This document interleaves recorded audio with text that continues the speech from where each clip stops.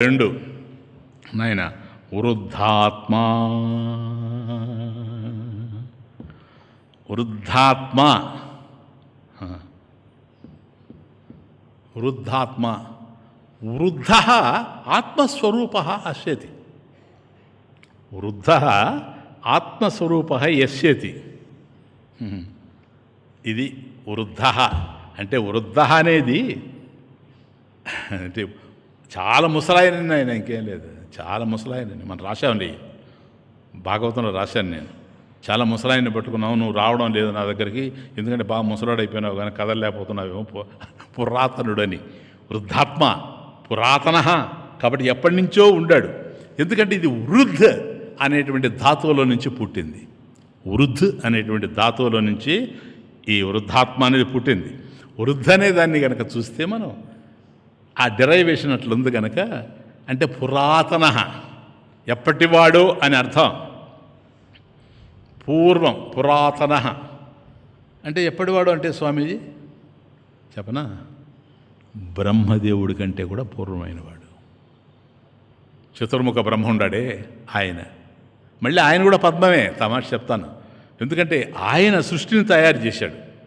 అంటే సృష్టి ప్రారంభమైందని కదా అర్థం ప్రారంభం కాకముందు సృష్టి లేదు కదా ఎవరున్నారు ఆయనకు ముందు సృష్టి అనే పాయింట్ వస్తేనే చతుర్ముఖ బ్రహ్మ వస్తాడు బాగా అర్థం చేసుకోండి ఆయన ఎక్కడున్నాడో తెలుసా చూడండి ఎక్కడైనా బ్రహ్మదేవుడి యొక్క ఫోటో చూడండి కమలాసనస్థ పద్మంలో కూర్చొని ఉంటాడు పద్మంలో కూర్చుంటేనే సృష్టిని చేయగలడు అంటే సృష్టిలో ఉన్న జ్ఞానం అంతా కూడాను పద్మంలో ఉందని అర్థం సృష్టి పద్మం కన్నా అన్యం కాదని అర్థం చూడండి ఎంత దూరం పోతుంది ఈ పద్మ అనే విషయం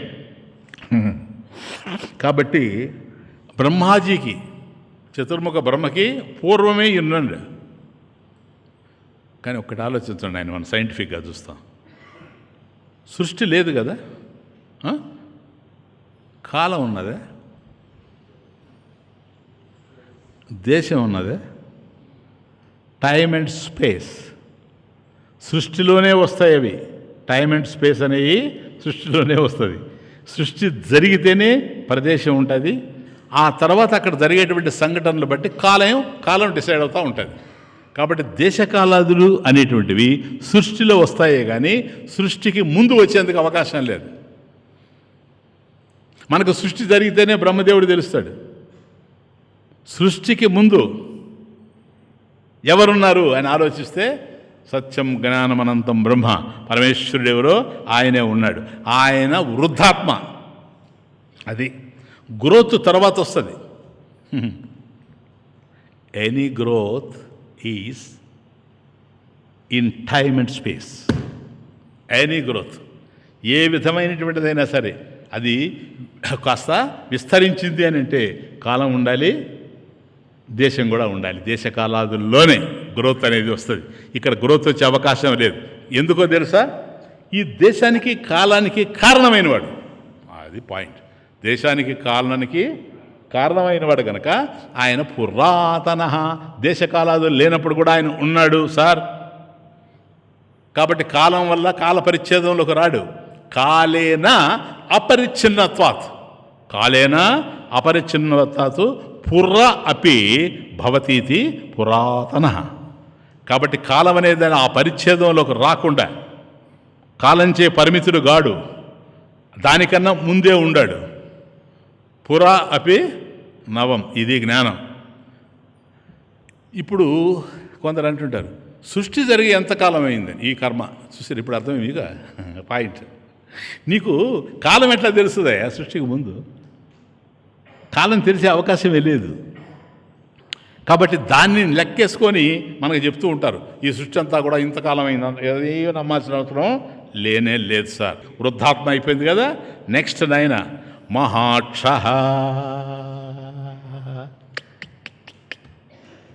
అద్భుతమైనటువంటి నామం మహాక్ష ఇదే కదా 53 నాయన 353 మహాక్ష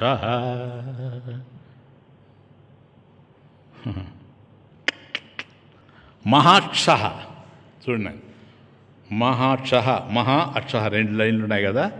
మహా అనేది మహతి అక్షిణి మహాక్ష. మహతి అక్షిణి మహాంత్యక్షిణి వా అస్యతి మహాక్ష. అది అద్భుతం. మహతి అక్షిణి మహాంత్యక్షిణి వా అస్యతి మహాక్ష. అంటే విశాలమైన నేత్రాలు కలిగిన వాడు అని అర్థం. ఒక విధంగా చెప్పాలంటే మహాంత్యక్షిణి అంటే విశాలమైనటువంటి నేత్రాలు కలిగినటువంటి వాడు. కానీ దీనికి మహాక్ష అన్నప్పుడు ఇంకా లోతుగా శాస్త్రంలో చూడాలి. ఒకటి ఏంటంటే అక్షి అంటే కన్ను అని అర్థం. ఆయన అక్షి అంటే కన్ను. ఇక్కడ ఏముంది తెలుసా, మహాక్ష ఉంది. విసర్గం అంటే పక్కన పెట్టండి. అక్ష అంటే ఇంద్రియాలు అని అర్థం. అక్ష అంటే ఇంద్రియాలు, అంటే కన్ను కూడా ఇంద్రియం కిందకు వస్తుంది అనుకో, అన్ని ఇంద్రియాలు ఇక్కడ. కాబట్టి అక్షి కన్ను, అక్ష ఇంద్రియాలు. ఇవి ఎట్లా ఉన్నాయండి? మహా చాలా విశాలమైనవి. నేను బాగా అర్థం చేసుకోండి. ఆయన కన్ను విశాలమైంది అంటే దృష్టి, ఆయన యొక్క ఇంద్రియాలు కూడా విశాలమైనవి. ఇప్పుడు మనకు ఉన్నాయి కళ్ళు. ఫర్ ఎగ్జాంపుల్, మీరు నన్ను చూస్తూ ఉండారు, నేను మీకు కనపడుతున్నాను కదా, నా వెనక గోడ కూడా కనపడుతుందా మీకు? ఆ వెనక ఎవరున్నారు చెప్పండి? మా చెప్పలేము స్వామీజీ అండి. ఎందుకని? Your vision is limited. అవునా? నీ దృష్టి పరిమితంగా ఉంది కాబట్టి నీకు చూచే కళ్ళు ఉన్నాయి, భగవంతుడికి కూడా ఉన్నాయి నేత్రాలు, బాగా అండర్స్టాండ్ చేసుకో. కానీ నువ్వు పరిమితంగా చూస్తావు. ఇప్పుడు అక్కడ వర్షం వస్తూ ఉన్నది అని అంటే ఎవరు చెప్తే మనకు తెలిసింది, ఎందుకంటే మనకు కనపడదు. అది ఇక్కడ ఉండేదే మనకు కనపడుతుంది. కాబట్టి మన అక్షి ఏదైతే ఉందో, మన కన్ను, ఇది పరిమితమైనటువంటి పరిధిలోనే పనిచేస్తూ ఉంటుంది. అట్లాగే మన అక్ష ఏవైతే మన ఇంద్రియాలు ఉన్నాయో అవి కూడా అట్లాగే పనిచేస్తూ ఉంటాయి. కానీ భగవంతుడిది అది కానే కాదు. ఆయన అన్నీ చూస్తాడు. ఇప్పుడు ఇక్కడే ఉండి ప్రపంచమంతా చూస్తాడు. అది ఎట్లా సాధ్యం స్వామీజీ? ఆయనకన్నా వేరుగా ప్రపంచం ఉంటే కదా. ఆయనకన్నా వేరుగా ప్రపంచం లేదు సార్. కాబట్టి అన్నీ చూస్తాడు, అన్నీ తెలుసుకుంటాడు. అందువల్ల ఏదైనా తప్పించుకోవచ్చు, కానీ భగవంతుడిని తప్పించుకోలేము. ఇంద్రియాలు మనవి పరిమితంగా ఉన్నాయి, కానీ ఆయనది మాత్రం అట్లా కాదు, అన్నీ ఆయనవే. ఇప్పుడు తిరుమలలో ఉంటావు నాయన, తమాషా చూడు. నువ్వు బాలాజీ భక్తుడివి, భక్తురాలివి. ఇక్కడి నుంచి నువ్వు ప్రార్థిస్తావు, ఏదో కారణం తెలియదు, సరేనా? ఎవ్వరూ లేరు, ఏదో ఒక కారణంలో వస్తున్నావు నువ్వు. అక్కడ ఒక భయంకరమైనటువంటి సర్పం కాటు వేసింది. నువ్వు బాలాజీ భక్తుడివి, భక్తురాలివి. ఇక్కడి నుంచి ఏం చేస్తావు? తండ్రి వెంకటేశ్వర బాలాజీ అని అరుస్తావు కదా. ఆయనకి వినపడుతుంది నాయన, తిరుపతిలో ఉండే ఆయనకి వినపడుతుంది. వినపడకపోతే ఆయన ఎట్లా హెల్ప్ చేయాలి నీకు? నేను చెప్తున్నా, వినపడుతుంది. Take it for granted. వినపడుతుంది. ఎందుకని? ఆయన తిరుపతిలో ఆలయానికి పరిమితమని నువ్వు అనుకుంటున్నావు కనుక ఆయనకి వినపడదు. కానీ ఇక్కడ లేడా? ఇక్కడ లేడా? నీ నాలుక మీద లేడా? తండ్రి అని నువ్వు పిలిచావే, ఆ స్వరానికి ఆధారమైన వాడు తాను కాదా? ఆయన్ని పిలిచావు, చూసావు ఆలోచన, దానికి ఆధారమైన వాడు ఆయన కాదా? చైతన్య జ్యోతిష అవభాసితస్య మనసహ మనన సామర్థ్యం కదా. కాబట్టి పరమేశ్వరుడు ఎక్కడ వినడు. నువ్వు వినలేవు, నేను వినలేను, కానీ ఆయన వింటాడు. మనం అక్కడి నుంచి పరిగెత్తుకుంటూ వచ్చి సహాయం చేయాలి. ఆయన అవసరం లేదు, ఎక్కడ కావాలంటే అక్కడ సహాయం చేస్తాడు. ఇది మీకు అర్థమయ్యేటట్టు చెప్పానో లేదో నాకు అర్థం కావడం లేదు.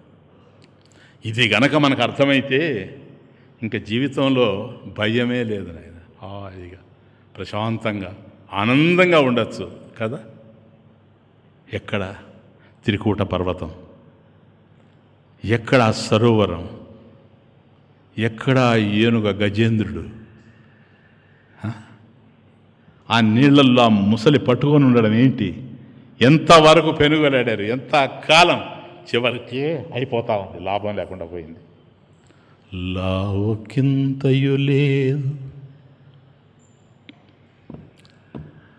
లావకింతయు లేదు, ధైర్యము విలోలంబై ప్రాణంబులున్ ఠావుల్ జపెను మూర్ఛవచే తనువుండసెన్ శ్రమం బయ్యడిన్. చూడండి ఎట్లుందో బాధ. తనువుండసెన్ శ్రమం బయ్యడిన్, నీవే తప్ప నితఃపరం బెరుగన్. మన్నింపందగున్ దీనుని రావే ఈశ్వరా, కావవే వరదా, సంరక్షింపు భద్రాత్మక.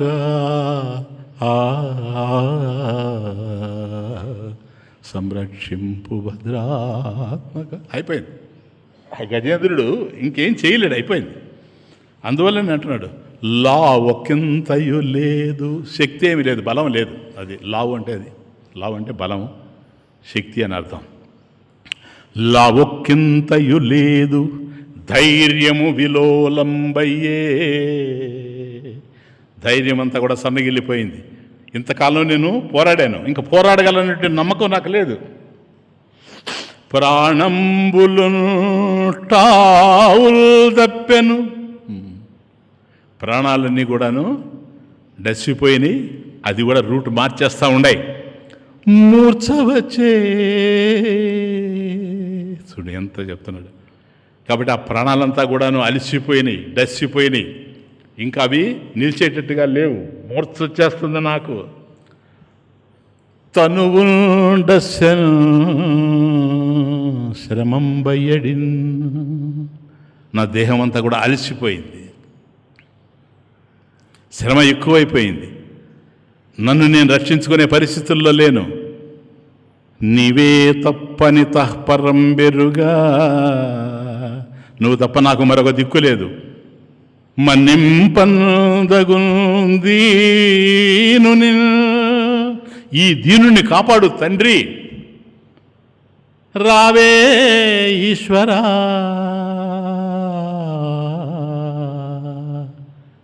కావవే వరదా, సంరక్షింపు భద్రాత్మక అని లోపలికి పోతూ ఉంటే ఎక్కడ వైకుంఠం, ఎక్కడ త్రికూట పర్వతం, అక్కడి నుంచి కదిలి సిరికింజప్పడు శంఖ చక్ర. మీకేమన్నా ఈ పద్యాలు ఇందులో సాహిత్యం కనపడితే నాకు తెలియదు, కానీ కళ్ళతో చూస్తే, హృదయంతో చూస్తే పరమేశ్వరుడు వస్తూ ఉన్నాడే, అమ్మవారికి కూడా చెప్పకుండా. అంటే అక్కడున్నాడని అనుకుంటూ ఉన్నాం, కానీ పిలిస్తే మాత్రం పలుకుతాడు. సార్ నీకు భక్తి ఉండాలే కానీ, నాకు భక్తి ఉండాలి కానీ పిలిస్తే పలుకుతాడు భగవంతుడు. ఐ ఆస్క్, ఇప్పుడు చెప్పండి ఎక్కడున్నాడు భగవంతుడు? లేనిది ఎక్కడ? భగవంతుడు లేనిది ఎక్కడ? ఇదే వింత. మీకు నేను అనేక సార్లు చెప్పాను, ఈ గ్రంథం మొదలుకొని మీరు విష్ణు సహస్రనామంతో పాటుగా పెరగాలి. కేవలం శ్లోకాలు దొర్లిపోతూ ఉంటే, మనంగా ఉంటే ఉపయోగం లేదు. అవన్నీ కూడా మనకు అనుభూతిలోకి రావాలి. అంత వింత చూచారా? ఇప్పుడు మనకు భక్తి ఉండాలి, కానీ ఎక్కడి నుంచి పిలిచినా పరమేశ్వరుడు పలకడానికి, మనల్ని ఉద్ధరించడానికి సిద్ధంగా ఉండాడు సార్.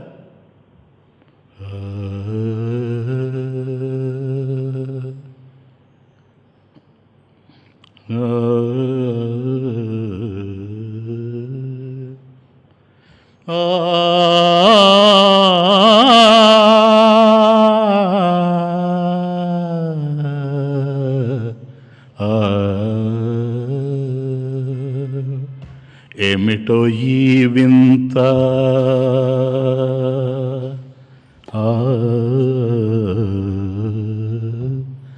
ఏమిటో ఈ వింత సృష్టి సౌందర్యమంతా, ఏమిటో ఈ వింత సృష్టి సౌందర్యమంతా, ఏమిటో ఈ వింత, ఏమిటో ఈ వింత సృష్టి సౌందర్యమంతా, జగతిని గాంచినంత ఒళ్ళంతా పులకరింత, జగతిని గాంచినంత ఒళ్ళంతా పులకరింత, ఏమిటో ఈ వింత సృష్టి సౌందర్యమంతా, ఏమిటో ఈ వింత. ఎక్కడైనా చూడు అంత పరమేశ్వరుడు. ఎక్కడ ఏది చూసినా ఆకును చూస్తే మన రామదాస్ స్వామి కన్హంగాడు గుంటూరు వస్తాడు రామనామ క్షేత్రానికి. ఒక్కో సంవత్సరం ఒక్కొక్క మహాత్ముని పిలిచేవాళ్ళు. నేను కూడా ఒకసారి వెళ్ళాను 30 సంవత్సరాల క్రితం. ఆయన వచ్చినప్పుడు ఆయన తీసుకొని పోతూ ఉంటే నాకు ఆ రాగం ఆంజనేయులు గారు చెప్తారు, చనిపోయారు ఆయన. అప్పుడు ఆయనే ప్రధానం. నాతో అంటారు, స్వామీజీ ఇదో ఇక్కడే నిలబడి ఆ పండ్లు చూచాడట. అది రాము వాటిని ఏమంటారు నాయన, పెద్ద లావు ఉంటాయి, దాన్ని చూచి ఆంజనేయులు గారు ఈ పండు ఏంటి అన్నాడు. దీన్ని ఏమంటారంటే ఆయన రామనామంతో చెప్పేటప్పటికి రామ్ అని ఇటు చూచి కళ్ళల్లో నీళ్లు తిరుగుతూ ఉన్నాయట ఆయనకి. ఈ విషయం రాఘవాంజనేయులు గారు నాతో ఏడుస్తూ చెప్పారు స్టేజ్ మీద పక్కన కూర్చొని, స్వామీజీ ఇట్లా జరిగింది అంటే. నేను కోట్ చేస్తే రామదాసుని గురించి, కన్నంగడ రామదాసు స్వామి అప్పుడు చెప్తాడు నా ఉపన్యాసం అయిన తర్వాత, స్వామీజీ ఇట్లా నిలబడ్డారు పలానా చోట, రామ్ అనే సౌండ్ వచ్చేటప్పటికి ఆ పండు విషయంలో అప్పుడు అన్నాడు, Anjaneyulji you see how beautiful, how beautiful is our Ram, how stout is our Ram, how colourful is our Ram అంటా ఉండాడు స్వామీజీ. ఇలా కారుతూ ఉన్నాయి నీళ్ళు. That is Kanhangad Ramdasji. అర్థమవుతుంది. ఆ విధంగా ఆయన జీవితం అంతా కూడా అట్లా వెళ్ళిపోయింది. ఎక్కడ చూసినా భగవంతుడే, ఎక్కడ చూసినా భగవంతుడు. కన్నీళ్ళు ఎందుకు వస్తాయంటే ప్రేమ. భగవంతుడు దర్శనం అవుతా ఉంటే ప్రేమ కాకుండా ఎట్టుంటుంది? నీ జ్ఞానం కలిగితే నీకు దర్శనం, భగవంతు దర్శనం కాకుండా రెండవది కలగడానికి అవకాశమే లేదు. మిటో ఈ వింత సృష్టి సౌందర్యమంతా, ఏమిటో ఈ వింత సృష్టి సౌందర్యమంతా, జగతిని గాంచినంత ఒళ్ళంతా పులకరింత, ఏమిటి ఈ వింత సెలయేటి ఉరుకులలో దుందుడుకులేమిటో, సెలయేటి ఉరుకులలో దుందుడుకులేమిటో, సెలయేటి ఉరుకులలో దుందుడుకులేమిటో, అడిగింది చిరుగాలి ఈలవేసి, సెలయేటి ఉరుకులలో దుందుడుకులేమిటో, సెలయేటి ఉరుకులలో దుందుడుకులేమిటో, అడిగింది చిరుగాలి ఈలవేసి, రాలిన పువ్వులు పరిచాయిదారులు,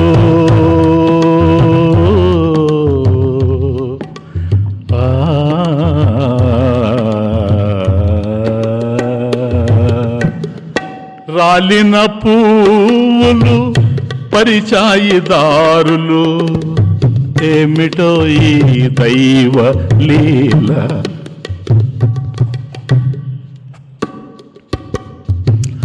రాలిన పువ్వులు పరిచాయిదారులు, ఏమిటో ఈ దైవలీలా,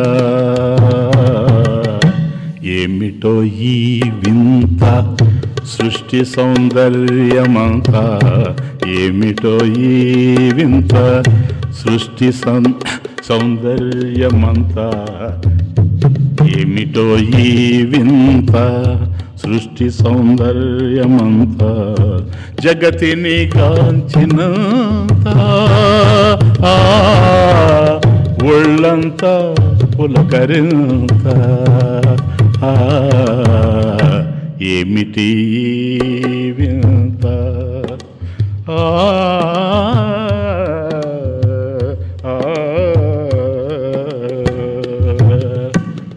పూచింది పూదోట పిలిచింది పాల పిట్ట, పూచింది పూదోట పిలిచింది పాల పిట్ట, పూచింది పూదోట పిలిచింది పాల పిట్ట, ఏ దిక్కు చూచినా అదే కలవరింత, ఏ దిక్కు చూచినా అదే కలవరింత, రసరాగ సీమలో అసమాన కాంతిలో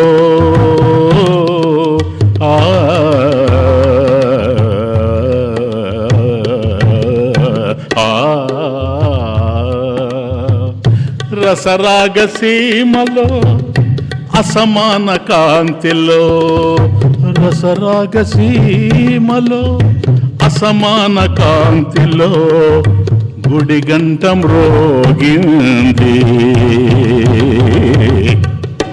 ఏమిటో ఈ వింత సృష్టి సౌందర్యమంతా, ఏమిటో ఈ వింత సృష్టి సౌందర్యమంతా, జగతిని కాంచినంత ఒళ్ళంతా పులకరింత, ఏమిటి వింత,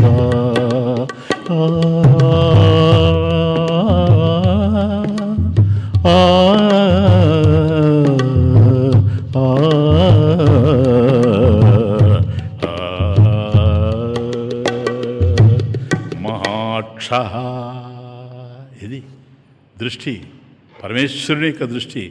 ఇప్పుడు సపోజ్ ఇక్కడ కనుక వచ్చి స్వామి చూస్తే ఆయనకి ఏం కనపడుతుంది? ఏం కనపడదు, చైతన్యం తప్ప. అది జ్ఞానం. ఇప్పుడు మనకు భేదాలు గోచరిస్తున్నాయి అనుకోండి, ఈ భేద దర్శనం సంపూర్ణంగా పోయేంత వరకు జ్ఞాన దృష్టి రాలేదనే అర్థం. అది కనుక నాయన మహాక్ష, చివరిది గరుడధ్వజ. గరుడధ్వజ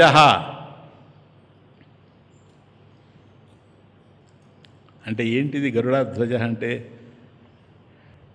గరుడుని యొక్క గుర్తు కలిగినటువంటి ధ్వజం. ధ్వజం అంటే జెండా, పతాకం నాయన. అది గరుడధ్వజ. గరుడాంకో, గరుడాంకో ధ్వజో యస్యతి. గరుడాంకో ధ్వజో యస్యతి. అంకో అనేది ఏంటంటే అది అంకణం నాయన. అంకణం అనేది సంస్కృతంలో చిహ్నము లేదా గుర్తు అని అర్థం. అంకణము అంటే అంకణా కాదు, అంకన్న, అంకణము మమున్న తథాదాన. కాబట్టి అంకణం అంటే ఒక గుర్తు లేకపోతే చిహ్నం. గరుడాంకో, గరుడు అనేటువంటి చిహ్నం, గరుడు అనేటువంటి గుర్తు కలిగినటువంటి ధ్వజం, జెండా ఏదైతే ఉందో, గరుడాంకో ధ్వజో యస్యతి. ఎవరైతే ఆయన యొక్క రథానికి, పరమేశ్వరుని యొక్క రథానికి జెండా ఉంటే ఆ జెండా మీద ఏముంటుంది తెలుసా? గుర్తు. అది గరుడాంకో. గరుడాంకో గరుడ చిహ్నంతో విరాజిల్లేటువంటి ధ్వజం గలవాడు అని అర్థం. గరుడు ఎవడు? ఆయనకు వాహనం. వాహనం అంటే ఏంటి? మోసేటువంటి వాడు. క్లియరా? వాహనం మోసేది. అంటే గరుడు ఎప్పుడు భగవంతుడినే మోస్తూ ఉంటాడు. మోయనివాడు ఎవరున్నారు ఈ ప్రపంచంలో? మనం కూడా మోస్తూ ఉన్నాం సంసారాన్ని. సంసారాన్ని మోసి భుజాలు పడిపోతూ ఉన్నాయి, తల వంగిపోతూ ఉంది, మోస్తున్నాం. కాదు, మొయ్యాలి నాయన, భారాన్ని మొయ్యాలి. అయితే ఆ భారం ఏదై ఉండాలి? భగవంతుడై ఉండాలి. అట్లా మోసేది, దానికి అలవాటు పడాలి మనం. ఆ బాధకి అలవాటు పడాలి.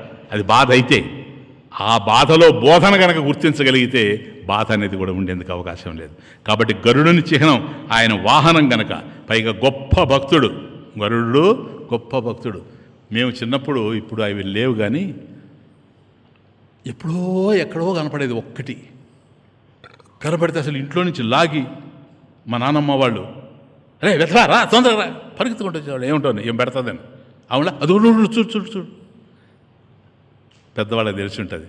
ఏంటి చూసేది అని అట్లా చూస్తే, గద్ద కదా, నవ్వై, గద్ద కాదురా, గరుత్మంతుడురా. అంటే మామూలు గద్దలు వేరుగా ఉంటాయి, ఇది వేరుగా ఉంటుంది. కాబట్టి ఇది అనుకున్నప్పుడంతా మనకు కనిపించేది కాదు. అది కనుక కనిపిస్తే గరుడ దర్శనం మహాభక్తుని యొక్క దర్శనం.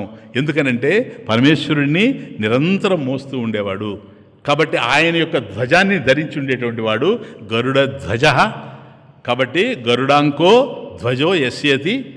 కాబట్టి ఆ గుర్తు కలిగినటువంటి జెండాన్ని తగిలించుకొని ఉన్నాడంటే, భగవంతుడు గుర్తించాడంటే ఎంత భక్తి చేశాడు. కాబట్టి ఆయన మహాభక్తుడు. ఎప్పుడూ ఆయన యొక్క బుద్ధి భగవంతుడినే మోస్తూ ఉంటారు సార్, ఇంకేం లేదు అది. కాబట్టి ఇది సాధకులు దర్శించాల్సినటువంటిది. అటువంటి గరుడుని దర్శిస్తే కూడా పుణ్యమని ఆ రోజుల్లో చేయించేటువంటి వాళ్ళు పెద్దలు. అటువంటి అనుభవాలతో వాళ్ళు పెరిగారు. కాబట్టి ఈ బుద్ధి ఎప్పుడు కూడాను భగవంతుడిని మోస్తూ ఉండాలి. ఎక్కడైతే మనం సేవలో వెనకబడుతూ ఉంటామో నాయన, అప్పుడు భగవంతుడిని పట్టుకొని ముందుకు పోవడానికి ప్రయత్నం చేయాలి. ఆయన ఇస్తాడు ఆ శక్తి. ఏమో మొన్న ఉదయం నేను రాశాను, ఇప్పటి వరకు రాసిన వాటిలో అది వేరు. మీకు అది రిలీజ్ అయినప్పుడు చెప్తా ఏమిటి అనేది. కనుక ఆ విధమైనటువంటి శక్తి ఎప్పుడు మనం భగవంతుని యొక్క కార్యాన్ని మోయడానికి గరుడులాగా మనం కూడా సిద్ధపడితే గరుడ ధ్వజ. ఓం పూర్ణమదః పూర్ణమిదం పూర్ణాత్ పూర్ణముదచ్యతే పూర్ణస్య పూర్ణమాదాయ పూర్ణమేవావశిష్యతే. ఓం శాంతి శాంతి.